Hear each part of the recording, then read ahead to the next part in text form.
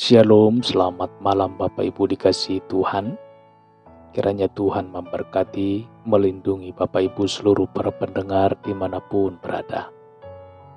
Damai sejahtera yang daripada Allah dan sukacita dalam Tuhan. Semoga hari ini Tuhan mencurahkan rahmat-Nya dan memberkati setiap aktivitas kehidupan Bapak Ibu seluruh para pendengar dimanapun berada. Sebelum kita istirahat tidur saudara, atau sesibuk apapun kita, marilah kita merenungkan kebenaran firman Tuhan. Kita bersyukur, kita berdoa, dan mendengarkan firman Tuhan. Saudaraku dikasihi Tuhan, pembacaan firman Tuhan yang tertulis dalam 1 Petrus 3 ayat 9, saudara. Janganlah membalas kejahatan dengan kejahatan, atau caci maki dengan caci maki, tetapi sebaliknya, hendaklah kamu memberkati, karena untuk itulah kamu dipanggil, yaitu untuk memperoleh berkat. Saudara dikasihi Tuhan, jangan membalas kejahatan dengan kejahatan. Ayat renungan kita hari ini sangat tidak masuk akal, saudara. Sangat tidak mungkin untuk bisa diterapkan dalam hidup keseharian. Begitu pendapat beberapa orang. Mana mungkin kita tidak membalas orang yang jahat terhadap kita? Masa kita diam saja ketika kita diperlakukan jahat oleh orang lain? Tetapi Alkitab tidak salah kutip, saudara.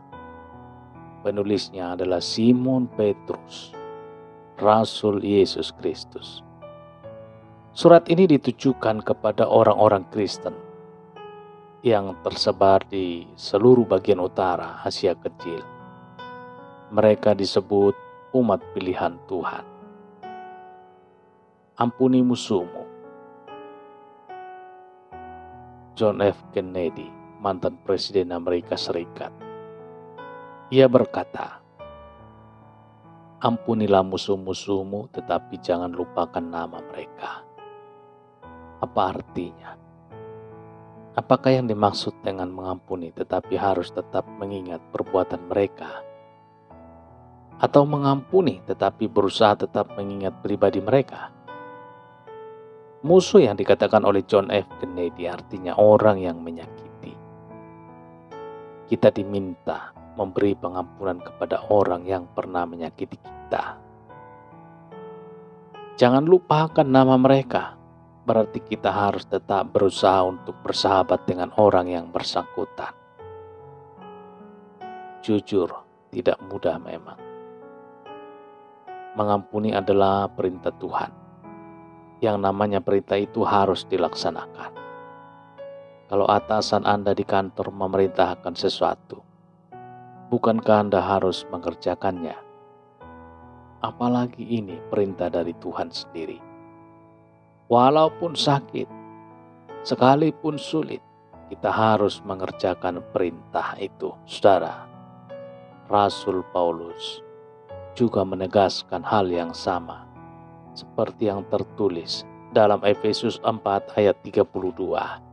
Tetapi hendaklah kamu ramah seorang terhadap yang lain, penuh kasih mesra, dan saling mengampuni, sebagaimana Allah di dalam Kristus telah mengampuni kamu.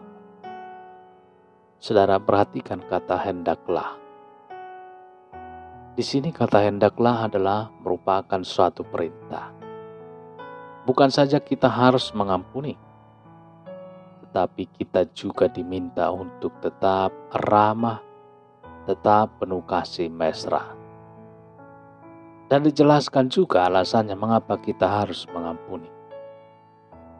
Apa rujukannya kita diminta mengampuni?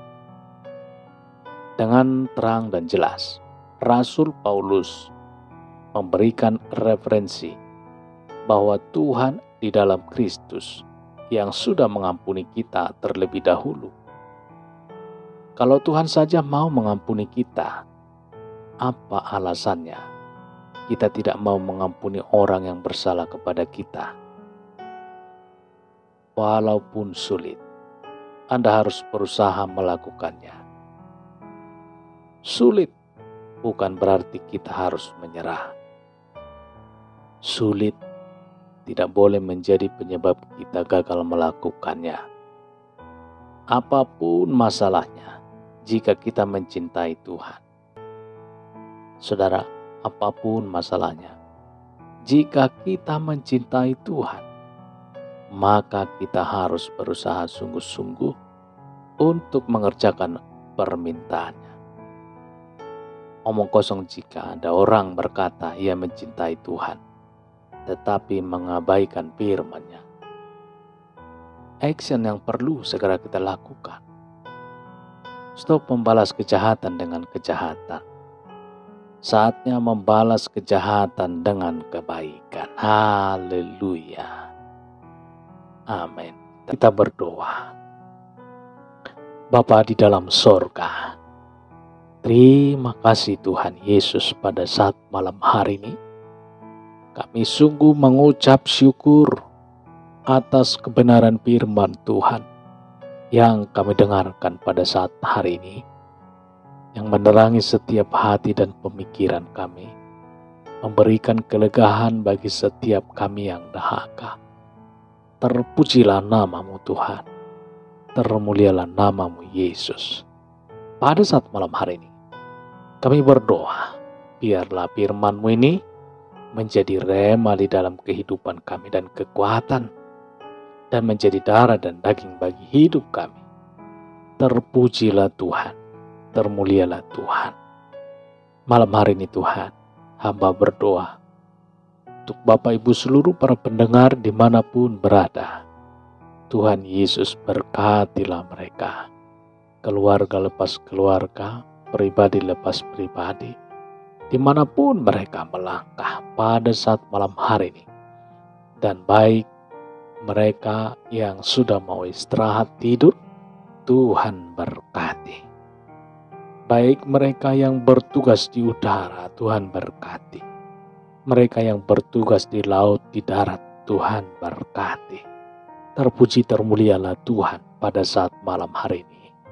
Biarlah karya-Mu, kuasa-Mu, dan pertolongan perlindungan-Mu menyertai Bapak Ibu seluruh para pendengar dimanapun berada. Di dalam nama Tuhan Yesus kami berdoa dan mengucap syukur. Haleluya. Bersama-sama kita dalam doa Bapa kami. Bapa kami yang di sorga, dikuduskanlah nama-Mu, datanglah kerajaan-Mu.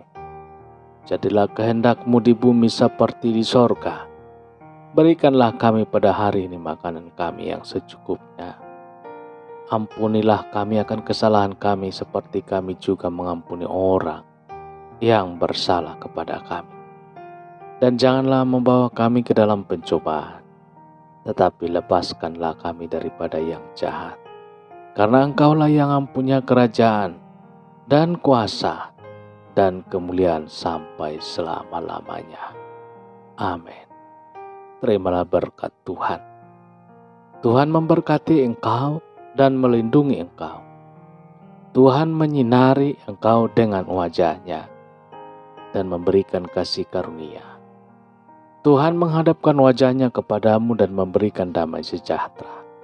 Berkat anugerah dari Bapa Sorgawi, cinta kasih karunia dari Tuhan Yesus Kristus, dalam persekutuan dan penghiburan Roh Kudus, menyertai kita semua sekarang ini sampai Maranatha Tuhan Yesus datang kembali. Dan bahkan sampai selama-lamanya. Dalam berkat nama Tuhan Yesus Kristus. Haleluya. Amin, amin. Bapak Ibu Saudaraku dikasihi Tuhan, selamat beristirahat dan selamat beraktivitas bagi Bapak Ibu yang sedang melaksanakan aktivitas. Tuhan Yesus memberkati dan sampai jumpa kembali dalam kesempatan berikutnya. Haleluya. Amin.